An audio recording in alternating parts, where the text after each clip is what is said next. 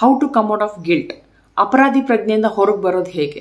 ತುಂಬ ಸಲ ಕಾಡುತ್ತಲ್ವ ಮನಸ್ಸಲ್ಲಿ ಈ ಒಂದು ಪಶ್ಚಾತ್ತಾಪ ಅನ್ನೋದು, ತಪ್ಪು ಮಾಡಿದೆ ಅನ್ನೋವಂಥ ಭಾವ ಸಿಕ್ಕಾಪಟ್ಟೆ ಕಾಡುತ್ತೆ. ರಾತ್ರಿ ನಿದ್ದೆ ಬರಲ್ಲ, ಸುಖ ನೆಮ್ಮದಿ ಎಲ್ಲ ಕಳ್ಕೊಳ್ತೀವಿ. ಹಾಗಾದ್ರೆ ಅದಕ್ಕೆ ಏನು ಮಾಡಬೇಕು ಬನ್ನಿ ತಿಳ್ಕೊಳ್ಳೋಣ. ನಮಸ್ಕಾರ, ನಾನು ಪ್ರತೀಕ್ಷಾ. ನನ್ನ ಚಾನಲ್ ಕಿಕ್ ಸ್ಟಾರ್ಟ್ಗೆ ನಿಮಗೆಲ್ಲರಿಗೂ ಸ್ವಾಗತ.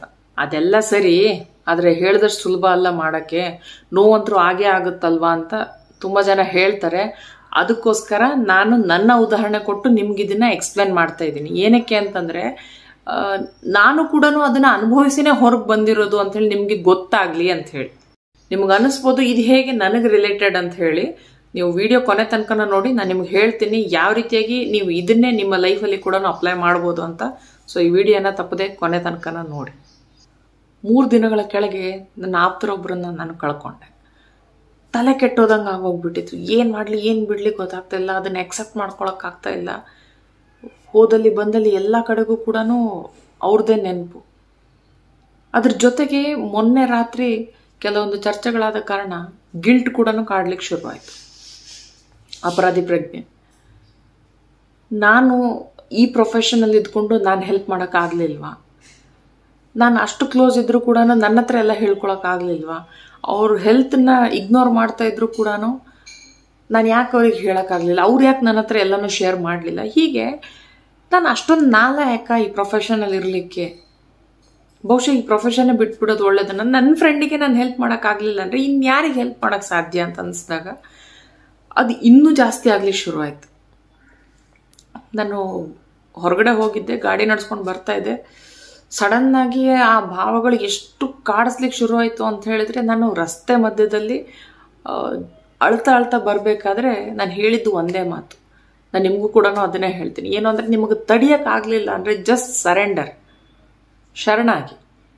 ಅವಳಿಗೆ ಹೇಳಿದ್ದೇನಪ್ಪ ಅಂತಂದ್ರೆ, ನಾನು ನಿಮ್ಮಿಂದ ನನಗಿದು ಈಗ ಹಿಂಗಾಗ್ತಾ ಇದೆ, ಸೊ ಯು ಟೇಕ್ ಕೇರ್. ನಂಗೆ ಗೊತ್ತಿಲ್ಲ ಏನು ಮಾಡ್ತೀಯ ಅಂಥೇಳಿ. ನನಗೆ ತಡೆಯೋಕ್ಕಾಗ್ತಾ ಇಲ್ಲ, you find a way for me. ನೀವು ನನಗೋಸ್ಕರ ಒಂದು ದಾರಿ ಹುಡುಕ್ಬೇಕು ಅಷ್ಟೇ ಅಂತ. ಸೊ ನೀವು ಕೂಡ ದೇವ್ರು ನಮ್ಗೆ ತುಂಬ ಕಷ್ಟ ಕೊಡ್ತಿದ್ದಾನೆ ಅಂತ ಅನಿಸ್ತಾ ಇದೆ ಅಂತಂದರೆ ಲೀವ್ ಇಟ್ ಟು ಹಿಮ್. ನೀನು ಕೊಡ್ತಾ ಇದ್ದೆ, ನೀನು ನೋಡ್ಕೊಂಡು, ನನಗೆ ಗೊತ್ತಿಲ್ಲ ಅದು ಎಷ್ಟರ ಮಟ್ಟಿಗೆ ಭಾರನ ದೇವ್ರ ಮೇಲೆ ಹಾಕಬೇಕು ಅಂತಂದರೆ ಯು ಶುಡ್ ಫೀಲ್ ಲೈಟ್. ಅಷ್ಟು ಹೇಳಿ ನಾನು ಅವ್ರ ಮನೆ ಕಡೆಗೆ ಹೋದೆ. ಅವರ ಅಣ್ಣ ಮತ್ತು ಚಿಕ್ಕಪ್ಪ ಇಬ್ಬರು ಕೂಡ ಸ್ಪಿರಿಚುವಲ್ ಪಾತಲ್ಲಿರೋದ್ರಿಂದ ಆ ಚರ್ಚೆ ನಡಿಬೇಕಾದಾಗ ನಾನು ಹೇಳಿದೆ, ಎಲ್ಲ ಸರಿ, ಆದರೆ ನನಗೆ ನನ್ನ ಒಂದು ಕೆಲಸಕ್ಕೆ ವಾಪಸ್ ಬರ್ಲಿಕ್ಕೆ ನನಗೆ ಆಗಲ್ಲ.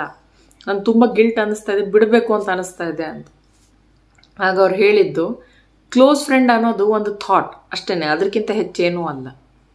ಇನ್ನು ನೀವು ನಿಮ್ಮ ಕೆಲಸದಲ್ಲಿ 100% ಕೊಟ್ಟಿದ್ದೀರಾ ಅನ್ನೋದನ್ನು ನೀವು ಕೇಳ್ಕೊಳ್ಳಿ. ನಿಮ್ಮ ಇಂಟೆನ್ಷನ್ ಸರಿಯಾಗಿತ್ತಾ? ಅದು ಮುಖ್ಯ. ನಿಮ್ಮ ಎದುರುಗಡೆ ಕೂತ್ಕೊಂಡವರು ಅದನ್ನು ಎಷ್ಟು ರಿಸೀವ್ ಮಾಡಿದ್ರು ಎಷ್ಟಿಲ್ಲ ಅನ್ನೋದು ಅವ್ರಿಗೆ ಬಿಟ್ಟಿದ್ದು. ನಿಮ್ಮ ಹತ್ರ ಯಾರೋ ಒಬ್ರು ಶೇರ್ ಮಾಡಲಿಲ್ಲ ಅಥವಾ ನೀವು ಅವ್ರಿಗೆ ಹೆಲ್ಪ್ ಮಾಡೋಕ್ಕಾಗಲಿಲ್ಲ, ಅವರೇ ನಿಮಗೆ ಕೇಳಲಿಲ್ಲ ಅಂತಂದರೆ ಅದು ನಮ್ಮ ತಪ್ಪು ಆಗಲ್ಲ ಅಲ್ವಾ? ಸೊ ಅವರು ಆ ಸ್ಟೂಡೆಂಟ್ ರಿಸೀವ್ ಮಾಡದೆ ಹೋದಾಗ ನಿಮ್ಮ ತಪ್ಪು ಹೆಂಗಾಗತ್ತೆ ಅಂತ ಹೇಳಿದಾಗ ಹೌದಲ್ವಾ ಅಂತ ಅನಿಸ್ತು ನನಗೆ. ಆಮೇಲೆ ಅವ್ರ ಚಿಕ್ಕಪ್ಪ ಕೂಡ ಹೇಳಿದ್ದು ಒಂದು ಮಾತೇನೆಂದರೆ, ಈ ಒಂದು ಇನ್ಸಿಡೆಂಟು ನಿಮಗೊಂದು ಉದಾಹರಣೆ ತಗೊಳ್ಳಿಕ್ಕೆ ತುಂಬ ಹೆಲ್ಪ್ ಆಗುತ್ತೆ. ನಿಮ್ಮ ಎಲ್ಲ ಸ್ಟೂಡೆಂಟ್ಸಿಗೂ ಹೇಳಿ, ಈ ಥರನಾಗಿ ನೀವು ಆಗಬಾರ್ದು ಅಂಥೇಳಿ. ಅವಳೊಂದು ಉದಾಹರಣೆಯಾಗಿ ಉಳಿಬೇಕು, ಬೇರೆ ಸ್ಟೂಡೆಂಟ್ಸಿಗೆ ಮಾದರಿ ಆಗಬೇಕು. ಹಾಗಾಗಿ ನೀವು ಇದು ಕೆಲಸನ ಮುಂದುವರಿಸಲೇಬೇಕು ಅಂತ ಹೇಳಿದರು. ಆಮೇಲೆ ಅವ್ರ ಅಣ್ಣ ಒಂದು ಸುಂದರವಾದ ಮಾತು ಹೇಳಿದರು, ನೀವು ಈ ಪ್ರೊಫೆಷನಲ್ಲಿ ಇದ್ದೀರಾ, ಇದರಲ್ಲಿ ನಿಮಗಿದು ಸೋಲಾಯಿತು ಅಂತಂದರೆ ಅದನ್ನು ಆಕ್ಸೆಪ್ಟ್ ಮಾಡ್ಕೊಳ್ಳಿ. ಬರೀ ಗೆಲುವೊಂದೇ ಅಲ್ಲ, ಸೋಲು ಕೂಡ ನಾವು ಅದೇ ರೀತಿಯಾಗಿ ಆಕ್ಸೆಪ್ಟ್ ಮಾಡಬೇಕು. ಆವಾಗ ಮಾತ್ರ ನಮ್ಮ ಏಳಿಗೆ ಆಗತ್ತೆ ಅಂಥೇಳಿ. ಇದಕ್ಕಿಂತ ದೊಡ್ಡ ಸೋಲ್ ಇನ್ನೊಂದೇನಾದ್ರೂ ಇದೆಯಾ? ಇಲ್ಲ.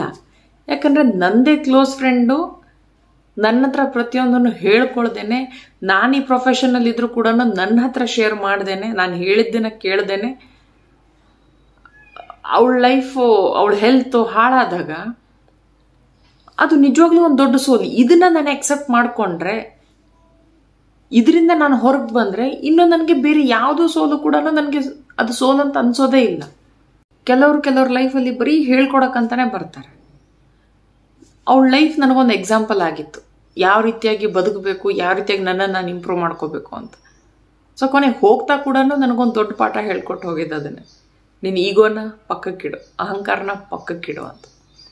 ಯಾಕಂದ್ರೆ ಅದು ಎಲ್ಲೋ ಒಂದು ಕಡೆ ನಂದು ಅಹಂಕಾರ ಆಗಿತ್ತಲ್ವ. ನನ್ನ ಫ್ರೆಂಡು, ನನ್ನ ಸ್ಟೂಡೆಂಟು ನನಗೆ ಹೇಳಲಿಲ್ಲ.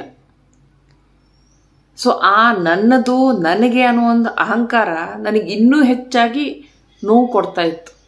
ಆಮೇಲೆ ಅವ್ರು ಅದನ್ನೆಲ್ಲ ಹೇಳಬೇಕಾದಾಗ ಐ ಕುಡ್ ಸೆನ್ಸರ್. ನಂಗೆ ಅನ್ನಿಸ್ತು ಇವಳೇ ನನಗೆ ಇವ್ರ ಮೂಲಕ ಈ ಉತ್ತರವನ್ನು ಕೊಡಿಸ್ತಾ ಇದ್ದಾಳೆ ಅಂತ. ಯಾಕಂದರೆ ನನ್ನ ಲೈಫಲ್ಲಿ ಏನೇ ಸಮಸ್ಯೆ ಬಂದರೂ ಕೂಡ ಅದಕ್ಕೆ ಉತ್ತರ ನನ್ನಲ್ಲಿ ಇದ್ದರೂ ಕೂಡ ನನಗದು ಅವ್ರ ಮುಂದೆ ಚರ್ಚೆ ಮಾಡಿದರೆ ಏನೋ ಒಂದು ಅವ್ರು ಬೇರೆ ಏನೋ ಹೇಳಿದ್ರು ಕೂಡ ನನಗದಕ್ಕೆ ಉತ್ತರ ಸಿಗ್ತಿತ್ತು. ಸೊ ಈಗ ನಾನು ಯಾರ ಹತ್ರ ಕೇಳಲಿ ಅಂತ ಅನ್ನಿಸ್ತಾ ಇದ್ದಾಗ ಅವಳು ಅವ್ರ ಮೂಲಕ ನನಗೆ ಉತ್ತರ ಕೊಡಿಸಿತ್ತು.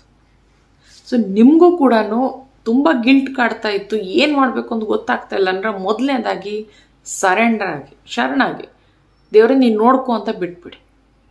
ನನಗೆ ನೀನು ಸೊಲ್ಯೂಷನ್ ಕೊಡು ಅಂತ ಅಂದ್ಕೊಂಡು ನಂಬಿಕೆಯಲ್ಲಿ ಆ ಒಂದು ಥಾಟನ್ನು ನೀವು ಸರೆಂಡರ್ ಮಾಡಿದಾಗ ನಿಮಗೆ ಪರಿಹಾರ ಸಿಗುತ್ತೆ. ಇನ್ನು ಎರಡನೇದಾಗಿ ನಿಮ್ಮ ಇಂಟೆನ್ಷನ್ ಏನು, ನೀವು 100% ಕೊಟ್ಟಿದ್ರಾ ಅಂತ ನೋಡಿ. ಇನ್ನು ಮೂರನೇದಾಗಿ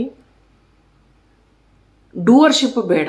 ನಾನು ಮಾಡ್ತಾ ಇರೋದು ನನ್ನಿಂದ ಇದಾಗಬೇಕಿತ್ತು ಆದರೆ ಆಗಲಿಲ್ಲ, ನಾನು ಹಿಂಗೆ ಮಾಡಬೇಕಿತ್ತು ಮಾಡಲಿಲ್ಲ, ಅಂದರೆ ನನ್ನಿಂದನೇ ಆಗತ್ತೆ ಸಾಧ್ಯವಿತ್ತು ಅನ್ನೋದೆಲ್ಲ ಬೇಡ. ಯಾಕಂತ ಹೇಳಿದರೆ ಎಲ್ಲನೂ ನಮ್ಮ ಕೈಯಲ್ಲಿ ಇರಲ್ಲ, ಅದನ್ನು ನಾವು ನೆನ್ಪಿಟ್ಕೊಳ್ಬೇಕು. ಎಲ್ರಿಗೂ ಅವ್ರದ್ದೇ ಆದ ಸಮಯ ಇರುತ್ತೆ, ಆಯಾ ಸಮಯಕ್ಕೆ ಅದು ಆಗಲೇಬೇಕು. ಅವರವರು ತಮ್ಮ ತಮ್ಮ ಜವಾಬ್ದಾರಿಗಳನ್ನ ನಿಭಾಯಿಸಲೇಬೇಕು. ಇಲ್ಲ ಎಲ್ಲದರ ಜವಾಬ್ದಾರಿ ನಂದೇ ಅಂತ ಅನ್ಕೊಳ್ಳಿಕ್ಕೆ ಸಾಧ್ಯನೇ ಇಲ್ಲ. ಇನ್ನು ನೀವು ಕ್ಷಮೆ ಕೇಳಿದ್ರು ಕೂಡ ಅವರು ಕ್ಷಮಿಸ್ತಾ ಇಲ್ಲ ಆ ವಿಷಯಕ್ಕೆ ಅಂತಾದರೆ ನೀವು ಕ್ಷಮೆ ಕೇಳಿದ್ರಲ್ವಾ, ಅದು ಮುಖ್ಯ. ಮನಸ್ಸಿಂದ ಕೇಳಿದ್ರ ನೋಡಿ, ಅದಾದಮೇಲೆ ಅವ್ರು ಕ್ಷಮಿಸ್ತಾರೋ ಇಲ್ವೋ ಅದು ಅವ್ರಿಗೆ ಬಿಟ್ಟಿದ್ದು. ಯಾಕಂದರೆ ಕೆಲವರಿಗೆ ಸಮಯ ತೆಗೆದುಕೊಳ್ಳುತ್ತೆ, ಅವ್ರು ತಗೊಳ್ಳಿ. ಅವ್ರು ಕ್ಷಮಿಸ್ಲಿಲ್ಲ ಅಂದಾಗಲೂ ಕೂಡ ನಿಮ್ಮಲ್ಲಿ ನಿಮ್ಮ ತಪ್ಪಿನ ಅರಿವಿದ್ದುಕೊಂಡು ಅದನ್ನು ಇನ್ನೊಂದ್ಸಲ ನೀವು ಮಾಡಲಿಲ್ಲ ಅಂತಂದರೆ ಅದು ಮುಖ್ಯ. ತುಂಬ ಜನ ಗಿಲ್ಟ್ ಫೀಲ್ ಮಾಡ್ಕೊಳ್ತಾರೆ, ಆದರೆ ಎಕ್ಸ್ಪ್ರೆಸ್ ಮಾಡಲ್ಲ. ಎಕ್ಸ್ಪ್ರೆಸ್ ಮಾಡಿದಾಗ ಎಕ್ಸ್ಪೆಕ್ಟ್ ಮಾಡ್ತಾರೆ ಅವ್ರವ್ರಿಗೆ ಕ್ಷಮಿಸ್ಬೇಕು ಅಂತ. ಸೊ ದಯವಿಟ್ಟು ಅದನ್ನು ಮಾಡಬೇಡಿ. ನಿಮಗೆ ಗಿಲ್ಟ್ ಅನ್ನಿಸ್ತಾ ಇತ್ತು ಅಂತಂದರೆ ಹೋಗಿ ಅವ್ರ ಹತ್ರ ನೀವು ಸಾರಿ ಕೇಳಿ. ಅವ್ರು ಸಾರಿ ಕೇಳಿದ್ಮೇಲೂ ನಿಮಗೆ ಕ್ಷಮಿಸ್ಲಿಲ್ಲ ಅಂತಂದರೆ ಅವ್ರಿಗೆ ಟೈಮ್ ಕೊಡಿ. ಯಾಕಂದರೆ ಎಲ್ರಿಗೂ ಅವ್ರದ್ದೇ ಆದ ಒಂದು ನೋವಿರುತ್ತೆ, ಅದನ್ನು ಅದರಿಂದ ಹೊರಗೆ ಬರ್ಲಿಕ್ಕೆ ಅವ್ರದ್ದೇ ಆದ ಸಮಯ ತೆಗೆದುಕೊಳ್ತಾರೆ ಅವರು. ಸೊ ಅದಕ್ಕೆ ರೆಸ್ಪೆಕ್ಟ್ ಕೊಡಿ. ಓಕೆ, ಯಾಕಂದರೆ ನಿಮಗೆ ನೀವು ತಪ್ಪಿ ಒಂದು ಚಾಕುದಿಂದ ಗಾಯ ಮಾಡಿದ್ರಿ ಅಂತಂದರೆ ನೀವು ಸಾರಿ ಕೇಳ್ತೀರ, ಅವರಿಗೂ ಗೊತ್ತಿದೆ ನೀವು ಇಂಟೆನ್ಷನಲಿ ಮಾಡಿಲ್ಲ ಅಂತ. ಬಟ್ ಆ ಗಾಯದ ನೋವು ಅಂತ ಇರುತ್ತಲ್ಲ, ಅದಕ್ಕಂತೂ ಟೈಮ್ ತೊಗೊಳತ್ತಲ್ಲ, ಅದಕ್ಕಾಗಿ ತಾಳ್ಮೆಯಿಂದ ಇರಿ. ಇನ್ನು ಅವರು ಈ ಪ್ರಪಂಚದಲ್ಲೇ ಇಲ್ಲ ಅಂತಾದಲ್ಲಿ ಲೆಟ್ರ್ ಬರೀರಿ, ಡೈರಿ ಬರೀರಿ. ಬರೆದ ನಂತರ ಅದನ್ನು ಸುಟ್ಟುಬಿಟ್ಟು ಇದನ್ನು ನಿಮ್ಗೆ ಅರ್ಪಿಸ್ತಾ ಇದ್ದೀನಿ ಅಂತ ಅಂದ್ಕೊಂಡು ಇನ್ನು ಮುಂದೆ ಈ ಫೀಲಿಂಗ್ ನನ್ನಲ್ಲಿ ಬರಲ್ಲ, ಇದೇ ಕೊನೆ ಅಂತ ಅನ್ನೋ ರೀತಿಯಲ್ಲಿ ಅದನ್ನು ಗಾಳಿಯಲ್ಲಿ ಊದಿ ಪಂಚಭೂತಗಳಲ್ಲಿ ಲೀನ ಮಾಡಿ. ಒಂದಿನ ಮಾಡದೆ ಸಮಾಧಾನ ಆಯಿತು ಮತ್ತೆ ಬರ್ತಾ ಇದೆ ಅಂದರೆ ರಿಪೀಟೆಡ್ಲಿ ಮಾಡಿ. ಅಟ್ಲೀಸ್ಟ್ ಒಂದು 21 ಡೇಸ್ ಕಂಟಿನ್ಯೂಸ್ ಆಗಿ ಇದನ್ನು ಮಾಡ್ತಾ ಬನ್ನಿ. ಖಂಡಿತವಾಗ್ಲೂ ನೀವು ಅದರಿಂದ ಹೊರಗೆ ಬರಲಿಕ್ಕೆ ಸಾಧ್ಯ ಆಗತ್ತೆ. Go to the source. ಎಲ್ಲಿ ಸಮಸ್ಯೆ ಇದೆಯೋ ಅಲ್ಲಿ ಹೋಗಿ ಅದನ್ನು ಪರಿಹಾರ ಮಾಡಲಿಕ್ಕೆ ನೋಡಿ. ಎಲ್ಲೋ ಒಂದು ಕಡೆಗೆ ಹೋಗಿ ಅದಕ್ಕೆ ಸಂಬಂಧನೇ ಪಡೆದಿರೋಂಥ ಜಾಗದಲ್ಲಿ ಹೋಗಿ ಅದನ್ನು ಸಾಲ್ವ್ ಮಾಡ್ಲಿಕ್ಕೆ ಹೋಗ್ತೀನಿ ಅಂದರೆ ಆಗಲ್ಲ. ತುಂಬ ಜನ ಎಲ್ಲೋ ನೋವಾಯಿತು ಅಂದರೆ ಇನ್ನೆಲ್ಲ ಬಾರಲ್ಲಿ ಹೋಗಿ ಕೂತ್ಕೋತಾರೆ. ಆ ನೋವನ್ನ ಸಾಲ್ವ್ ಮಾಡ್ಲಿಕ್ಕೆ ನೋಡಲ್ಲ, ಆ ಸಮಸ್ಯೆನ ಸಾಲ್ವ್ ಮಾಡ್ಲಿಕ್ಕೆ ನೋಡಲ್ಲ, ಅದರಿಂದ ತಪ್ಸ್ಕೊಳಕ್ಕೆ ನೋಡ್ತಾರೆ. ಹಾಗೆ ಮಾಡಬೇಡಿ. ನಿಮಗೆ ಗಿಲ್ಟ್ ಕಾಡ್ತಾ ಇದೆ ಅಥವಾ ಇನ್ನೇನೋ ಒಂದು ಸಮಸ್ಯೆ ಕಾಡ್ತಾ ಇದೆ ಅಂತಂದರೆ ಅದನ್ನು ಹೇಗೆ ರೂಟ್ ಕಾಸ್ ಏನು ಅಂತ ತಿಳ್ಕೊಂಡು ಅದನ್ನು ಹೇಗೆ ಸಾಲ್ವ್ ಮಾಡಬೇಕು ಅಂತ ನೋಡಿ. ಓಕೆ, ತಪ್ಸ್ಕೊಳಕ್ಕೆ ಹೋಗಬೇಡಿ. ಸ್ವಲ್ಪ ಟೈಮ್ಗೆ ನೋವಾಗುತ್ತೆ, ನಿಮ್ಮ ಮನಸ್ಸು ಹೇಳುತ್ತೆ ಅದರಿಂದ ಓಡ್ ಹೋಗಬೇಕು ಅಂತ. ಬಟ್ ಎಷ್ಟು ಟೈಮ್ ಅಂತ ನೀವು ಓಡ್ ಹೋಗ್ತೀರ ಅದರಿಂದ? So just sit strongly. ಅದನ್ನು ಗಟ್ಟಿ ಮನಸ್ಸಿಂದ ಕೂತ್ಕೊಂಡು ಧೈರ್ಯವಾಗಿ ಅದನ್ನು ಎದುರಿಸಿ ಅದನ್ನು ಸಾಲ್ವ್ ಮಾಡ್ಕೊಳ್ಳಿ. ಕೊನೆಯದಾಗಿ ಈ ಗಿಲ್ಟ್ ಕಾಡುವಾಗ ಅಥವಾ ಯಾವುದೇ ಒಂದು ಸಮಸ್ಯೆ ಬಂದಾಗ ನಾನು ಯಾವಾಗಲೂ ಹೇಳ್ತಾ ಇರ್ತೀನಿ, share with the right person. ಯಾರಿಗೆ ಅದ್ರ ಬಗ್ಗೆ ನಾಲೆಜ್ ಇದೆಯೋ, ಎಕ್ಸ್ಪೀರಿಯನ್ಸ್ ಇದೆಯೋ, ದಯವಿಟ್ಟು ಅಂಥವ್ರ ಹತ್ರ ಹೋಗಿ ಶೇರ್ ಮಾಡಿ. ನನಗೆ ಕ್ಲೋಸ್ ಫ್ರೆಂಡಿಗೆ ಹೇಳಿದ್ರೆ ಸಮಾಧಾನ ಆಗುತ್ತೆ, ನಾನು ಹೇಳ್ತೀನಿ ಸಮಾಧಾನ ಮಾಡ್ಕೊಳ್ತೀನಿ, ಹೇಳ್ತೀನಿ ಸಮಾಧಾನ ಮಾಡ್ಕೊತೀನಿ ಅಂದರೆ ಅದು ನಡೆಯಲ್ಲ. ದಯವಿಟ್ಟು ಯಾರ ಹತ್ರ ಹೇಳಿದರೆ ನನಗೆ ಪರಿಹಾರ ಸಿಗುತ್ತೆ, ಇವ್ರಿಗೆ ಅದ್ರ ಬಗ್ಗೆ ನಾಲೆಜ್ ಇದೆಯಾ, ಅಥವಾ ಇವರಿಂದ ಏನಾದರೂ ರೆಫರೆನ್ಸ್ ಸಿಗುತ್ತಾ, ಒಳ್ಳೆ ರೆಫರೆನ್ಸಲ್ಲಿ ನಾನು ಇದಕ್ಕೇನೋ ಸೊಲ್ಯೂಷನ್ ಹುಡುಕ್ಬೋದಾ ಅನ್ನೋದ್ರ ಕಡೆಗೆ ಯೋಚನೆ ಮಾಡಿ ದಯವಿಟ್ಟು ಅಂಥವ್ರ ಜೊತೆಗೆ ಶೇರ್ ಮಾಡಿ. ಯಾಕಂದರೆ ಎದುರುಗಡೆಗಿರೋ ಪರ್ಸನ್ ಯಾವ ರೀತಿಯಾಗಿ ವಿಚಾರ ಮಾಡ್ತಾರೋ ಅವ್ರು ನಿಮಗೆ ಅದೇ ರೀತಿಯಾದಂಥ ಒಂದು ಅಡ್ವೈಸ್ನ ಕೊಡೋಕ್ಕೆ ಸಾಧ್ಯ ಆಗುತ್ತೆ. ಸೊ ನೀವು ಆಲ್ರೆಡಿ ಕೆಸರಲ್ಲಿ ಬಿದ್ದಿರ್ತೀರಾ, ಅವರು ಮತ್ತೊಂದಿಷ್ಟು ನಿಮಗೆ ಕೆಸರಲ್ಲಿ ಮುಳುಗಿಸ್ತಾರೆ. ದಯವಿಟ್ಟು ಹಾಗೆ ಮಾಡಬೇಡಿ. ನಿಮ್ಮ ಆರೋಗ್ಯದ ಸಮಸ್ಯೆ ಇರಲಿ, ಮಾನಸಿಕ ಸಮಸ್ಯೆ ಇರಲಿ, ಏನೇ ಇರಲಿ, ಅದ್ರ ಬಗ್ಗೆ ಸ್ವಲ್ಪ ತಿಳ್ಕೊಂಡವ್ರ ಹತ್ರ, ನಿಮ್ಮನ್ನು ಯಾರು ಜಡ್ಜ್ ಮಾಡಲ್ವೋ ಅಂಥವ್ರ ಹತ್ರ ಅದನ್ನು ಶೇರ್ ಮಾಡಿ. ನೀವು ಗಿಲ್ಟಲ್ಲಿ ಇರಬೇಕಾದಾಗ ಯಾರೋ ಒಬ್ರು ಬಂದುಬಿಟ್ಟು ನಿಮಗೆ ಮತ್ತಿಷ್ಟು ಗಿಲ್ಟಲ್ಲಿ ಹಾಕಿದ್ರು ಅಂದರೆ ನಿಮ್ಗೆ ಅದರಿಂದ ಹೊರಗೆ ಬರೋಕ್ಕೆ ಆಗೋದೇ ಇಲ್ಲ. ಅಯ್ಯೋ ನೀವೇನೋ ಸ್ಪಿರಿಚುವಲಲ್ಲಿ ಇದ್ದೀರಾ ಹೇಳ್ತೀರಾ, ಹೇಳೋದಷ್ಟು ಸುಲಭನ ಮಾಡೋಕ್ಕೆ, ಇದೆಲ್ಲ ಫಿಲಾಸಫಿ ಆಗತ್ತಾ? ಇಂಥದ್ದೆಲ್ಲ ನೀವು ಕಾರಣಗಳನ್ನ ಕೊಡ್ತೀರಾ ಅಂದರೆ ತಿಳ್ಕೊಳ್ಳಿ, ನೀವು ಇನ್ನೂ ಕೂಡ ಆ ನೋವನ್ನು 100% ಆಗಿ ಅನುಭವಿಸಿಲ್ಲ ಅಂತ ಅರ್ಥ. ಯಾವಾಗ ಅದು ಕುತ್ತಿಗೆ ತನಕ ಬಂದು ನಿಮಗೆ ತಡೆಯೋಕ್ಕೆ ಸಾಧ್ಯ ಇಲ್ಲ ಅಂತ ಅನಿಸುತ್ತೋ ಆವಾಗ ನೀವಾಗಿ ಹೇಳ್ತೀರ, ಇದರಿಂದ ಹೆಂಗಾದ್ರೆ ನನಗೆ ಹೊರಗೆ ಬರಬೇಕು, ಇದಕ್ಕೆ ನಾನು ಉತ್ತರ ಕಂಡ್ಕೋಬೇಕು ಅಂತ. ಆವಾಗ ಸರೆಂಡರ್ ಮಾಡ್ತೀರ ನೀವು. ಆ ಮಟ್ಟಕ್ಕೆ ನೀವಿನ್ನೂ ಮುಟ್ಟಿಲ್ಲ ಅಂತಂದ್ರೆ ಅದರ ಅರ್ಥ ಏನಂದರೆ ನಿಮ್ದು ಇನ್ನೂ ಟಾಲರೆನ್ಸ್ ಲೆವೆಲ್ ತುಂಬ ಹೈ ಇದೆ ಅಂತ ಅರ್ಥ. ಅಥವಾ ನಿಮಗೆ ಅದರಲ್ಲೇ ಒಂದು ಕಂಫರ್ಟ್ ಸಿಗ್ತಾ ಇದೆ, ಸುಖ ಸಿಗ್ತಾ ಇದೆ ಅಂತ ಅರ್ಥ. ನೀವು ಹೇಳ್ಬೋದು, ಅಯ್ಯೋ ಕಷ್ಟದ್ರಲ್ಲಿ ಏನು ಸುಖ ಸಿಗುತ್ತೆ? ಖಂಡಿತ ಸಿಗುತ್ತೆ. ಕಷ್ಟ ಪಡೋದ್ರಲ್ಲೇ 99% ಜನರಿಗೆ ಸುಖ ಸಿಗ್ತಾ ಇರೋದು. ಅದಕ್ಕೇನೆ ಅವ್ರು ಕಷ್ಟದಲ್ಲಿ ಇನ್ನೂ ಇದ್ದಾರೆ. ನೀವು ಆ 99% ಹೋಗ್ಲಿಕ್ಕೆ ಇಷ್ಟಪಡ್ತೀರೋ ಅಥವಾ 1% ಬರ್ಲಿಕ್ಕೆ ಇಷ್ಟಪಡ್ತೀರೋ ಆಯ್ಕೆ ನಿಮಗೆ ಬಿಟ್ಟಿತ್ತು. ನನ್ನ ಇವತ್ತಿನ ವಿಡಿಯೋ ನಿಮಗೆ ಇಷ್ಟ ಆದಲ್ಲಿ ಲೈಕ್ ಮಾಡಿ, ಕಮೆಂಟ್ ಮಾಡಿ. ಹಾಗೆ ಇದರಿಂದ ಯಾರಿಗಾದರೂ ಪ್ರಯೋಜನ ಆಗುತ್ತೆ ಅನ್ನೋದಾದರೆ ದಯವಿಟ್ಟು ಶೇರ್ ಮಾಡಿ. ಮತ್ತೊಮ್ಮೆ ಮತ್ತೊಂದು ವಿಷಯದೊಂದಿಗೆ ಮತ್ತೆ ಸಿಗೋಣ. ಅಲ್ಲಿವರೆಗೆ ನಮಸ್ಕಾರ.